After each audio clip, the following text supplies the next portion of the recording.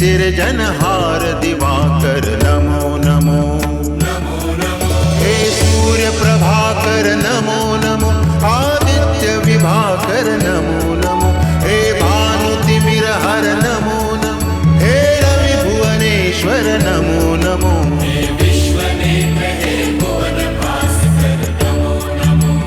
नमो नमो। सृष्टि के सिरजनहार दिवाकर नमो नमो। ओम सूर्याय नमो नमः। ओम सूर्याय नमो नमः। ओम सूर्याय नमो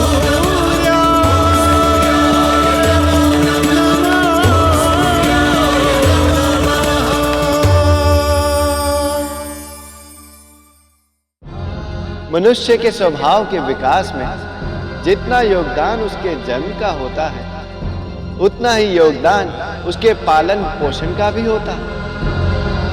यदि आप संसार की रक्षा करना चाहते हैं तो दिति पुत्र की शिक्षा दीक्षा अपनी वट छाया में ही करें, जिससे उसे उचित शिक्षा और संस्कार प्राप्त हो सके।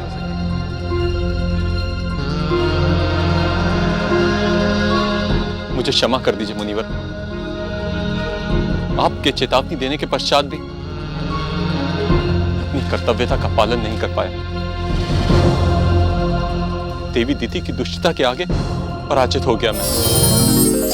नारायण नारायण। प्रणाम मुनिवर। आप दुखी क्यों हो रहे हैं ऋषिवर? आपने तो अपनी ओर से अपना कर्तव्य निभाने का भरसक प्रयास किया, किंतु होता वही है जो नियति चाहती है। हो सकता है आपकी इस असफलता में संसार की कोई भलाई छिपी हो। मुनिवर, आपने जो कहा वो सत्य है, किंतु हम जैसे अज्ञानी मनुष्यों के मन में यह प्रश्न अवश्य उठता है कि ऐसे कार्यों से इस संसार का, इस जगत का क्या भला हो सकता है। नारायण नारायण। विद्या के खेल अनोखे हैं ऋषिवर।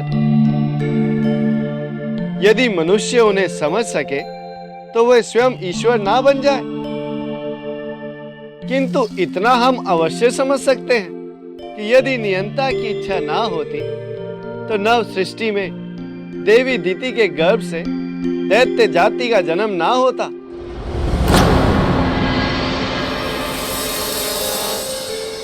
तो फिर नियंता की इच्छा पूरी होने पर तो हमें प्रसन्न होना चाहिए, और आप दुखी हो रहे हैं। प्रयत्न करूंगा कि दुखी ना रहूं।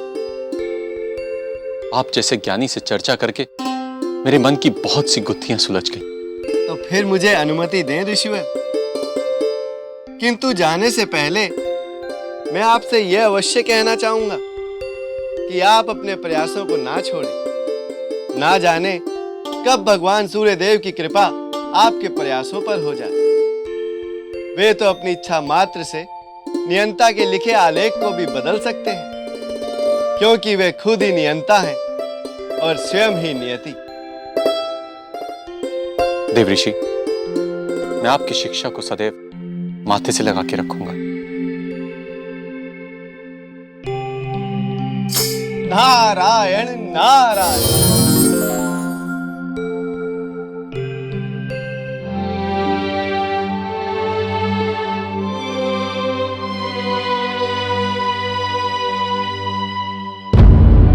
दिति ने आज सारी सीमाएं पार कर दी। अब भद्रता और अश्लीलता की कितना अहंकार भर गया उसके मन में। अपने पति का अपमान करने से भी नहीं चूकती वो तो, और वो भी ऋषिवश जैसे महान पुरुष का। कभी कभी तो हमें अपने आप से लज्जा होती है कि उसने हमारी कोख से जन्म लिया है। माँ, आप क्यों अपना मन दुखी कर रही हैं? ये घटनाएं ऐसी हैं जिन पर हमारा बस नहीं। हमें तो अपना कर्म करना चाहिए और प्रसन्न रहना चाहिए। नारायण नारायण।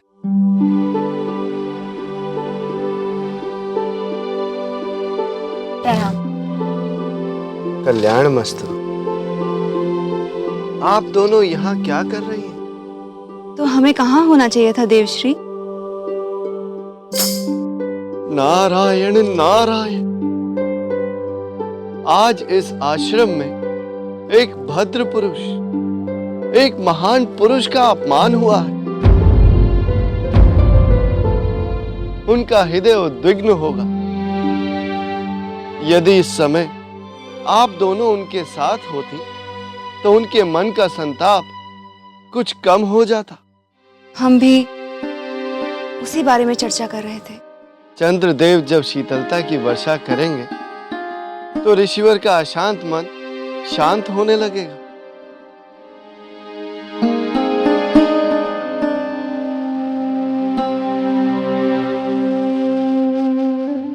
किंतु आज चंद्रदेव हैं कहाँ? स्वामी, कहाँ चले गए हैं आप? मुझसे कौन सी भूल हो गई कि आप मुझे बिना कुछ कहे ही चले गए हैं?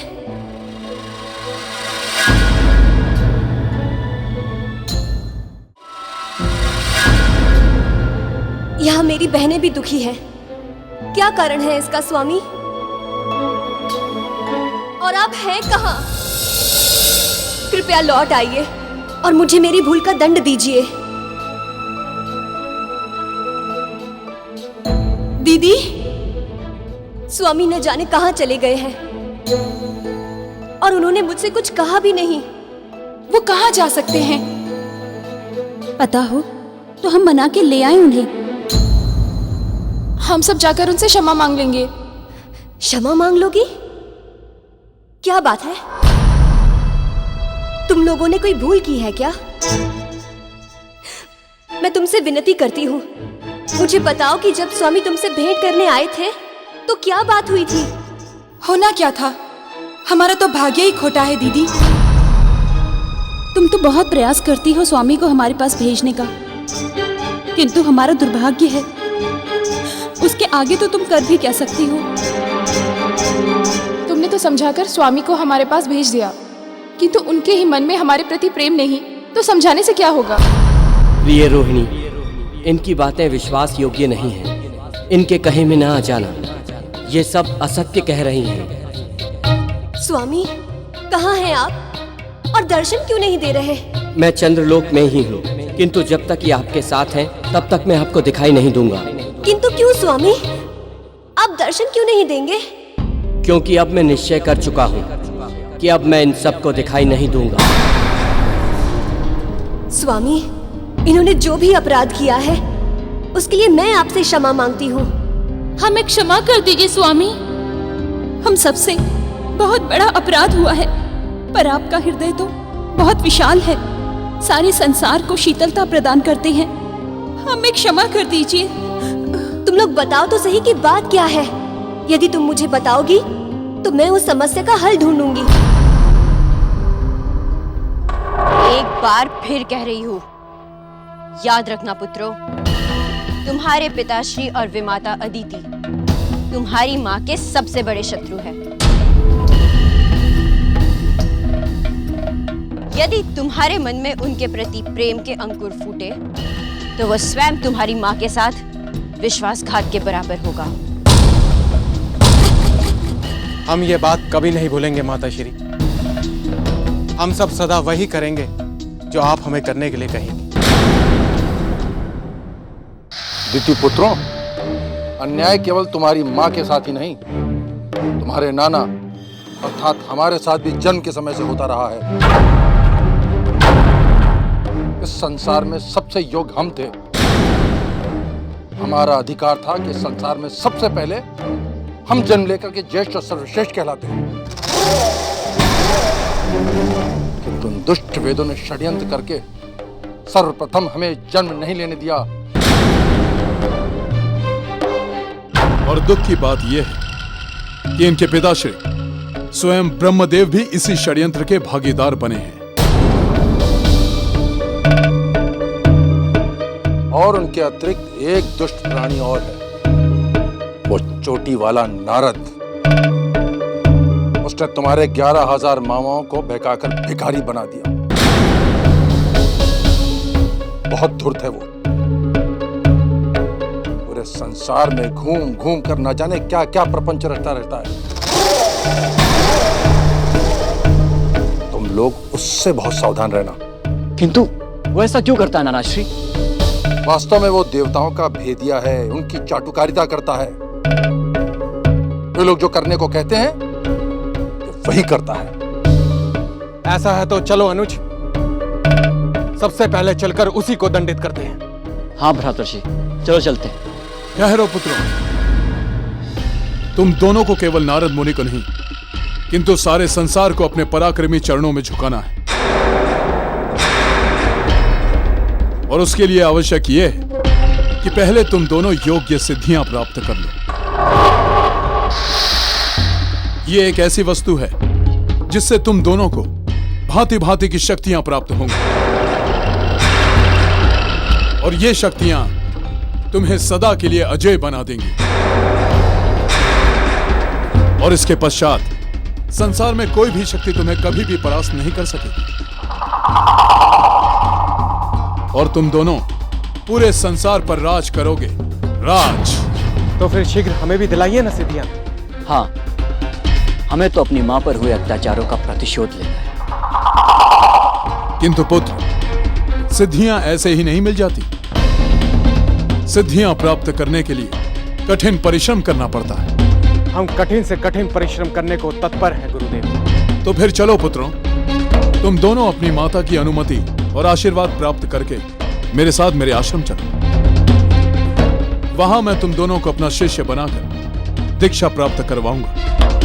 और यदि तुम दोनों मेरे कहे अनुसार चलोगे और परिश्रम से यदि जी नहीं चुराओगे तो तुम दोनों को सिद्धियां अवश्य प्राप्त हो जाएंगी। परंतु गुरुदेव, आपने मेरे विषय में तो कुछ भी नहीं कहा।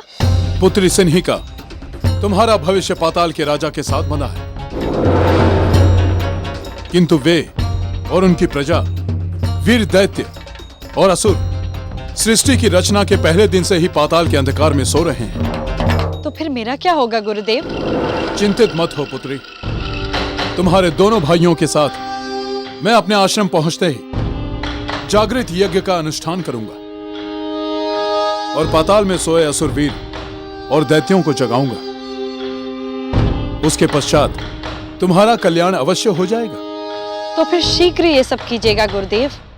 पुत्रों, मैं स्वयं भी यही चाहता हूं कि यह कार्य शीघ्रता से हो।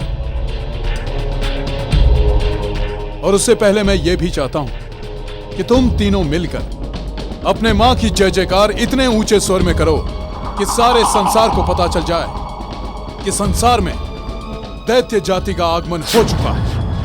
दैत्य माता दीदी की जय, दैत्य माता दीदी की जय, दैत्य माता दीदी की जय।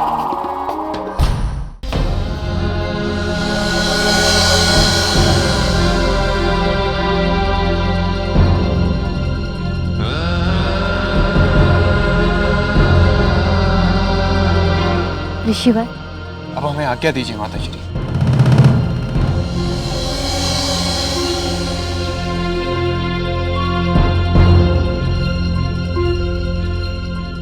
रुक जाओ।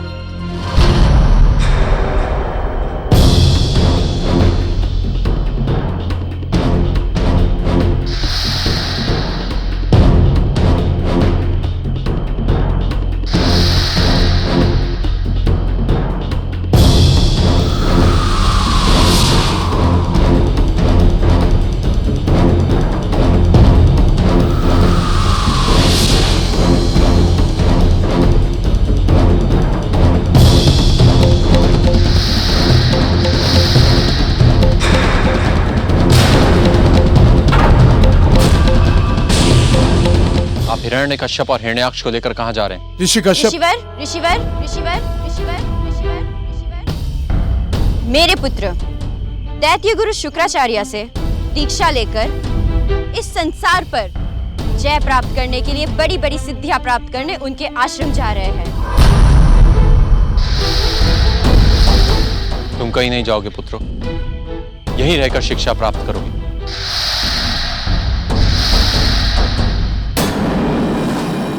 तुम्हारे पिताश्री ठीक कह रहे हैं। दूर दूर से विद्यार्थी तुम्हारे पिता से शिक्षा प्राप्त करने के लिए यहाँ आते हैं और तुम लोग शिक्षा प्राप्त करने के लिए कहीं और जाओगे। देवी वीरनी, लगता है आप हर किसी की बात के बीच में ना बोलें, आपके हृदय में शूल उठने लगता है। ये दोनों हमारी प्रिय पुत्री दिति के पुत्र हैं। इसने जो भी निर्णय लिया होगा इनकी भलाई के लिए लिया होगा। आप क्यों उनके निर्णय पर प्रश्न खड़ा कर रही हैं? बोलिए।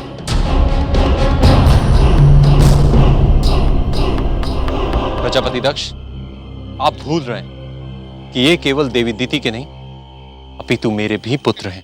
मैं आपसे पहले भी कह चुकी हूँ ऋषिवर, मेरी संतानों पर आपका कोई अधिकार नहीं।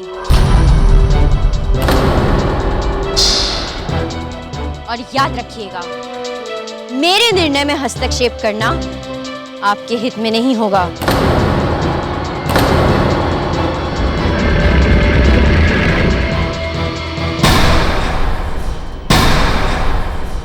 ऋषि कश्यप, बुद्धिमान व्यक्ति वो होता है जो एक बार समझाने से समझ जाए। तो आप बार बार समझाने से भी समझ नहीं रहे हैं। आपके लिए उत्तम यही होगा कि आप हमारी प्रिय पुत्री दिति और उसकी संतानों के मार्ग से हट जाएं। प्रजापति दक्ष, आप मेरे ससुर हैं और मेरे लिए पिता समान हैं। इसलिए मैं आपका मान रख रहा हूं। यदि आपने हम पति पत्नियों के बीच बोलना बंद ना किया तो मैं ये शिष्टाचार समाप्त करने पर विवश हो जाऊंगा।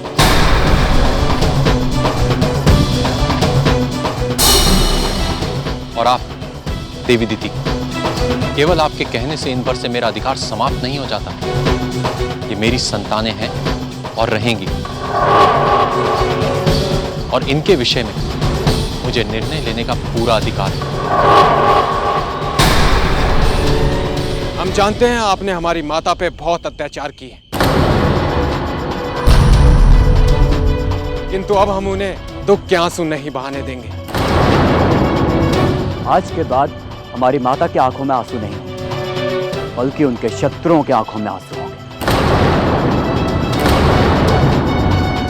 माताश्री, ऐसे दो पुत्रों के होते हुए आपको किसी से हार मानने की आवश्यकता नहीं, और यदि आवश्यक हुआ तो मैं भी आपकी रक्षा के लिए प्रस्तुत हूं। क्योंकि ऋषि, तुम्हारे अत्याचार के दिन अब समाप्त हुए। अब यदि अपनी कुशलता चाहते हो तो यहां से चलते दिखाई दो।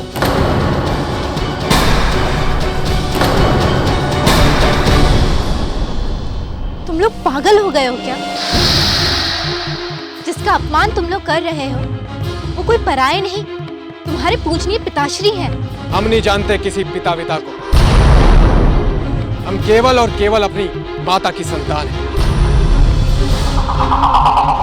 यदि आप इनकी इतनी शुभचिंतक हैं तो आप ही इन्हें समझा दीजिए कि हमारे मार्ग से हट जाए, अन्यथा आज कोई अनहोनी हो जाए।